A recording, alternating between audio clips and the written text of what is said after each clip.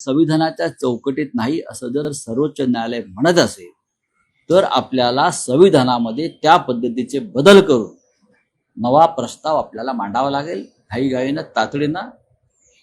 आणि त्यासाठी देवेंद्र फडणवीस यांना अमित शहा आणि नरेंद्र मोदी यांच्याकडे जावं लागेल।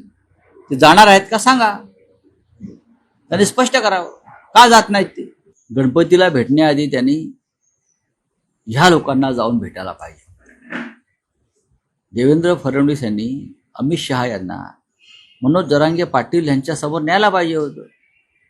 काही हरकत नाही, हजारो लोक जर बसले आहेत तिथे, तुम्ही नेते आहात ना, तुम्ही देशाचे गृहमंत्री आहात, तुमच्या अखत्यारीमध्ये हा विषय येतो हे माहिती आहे का?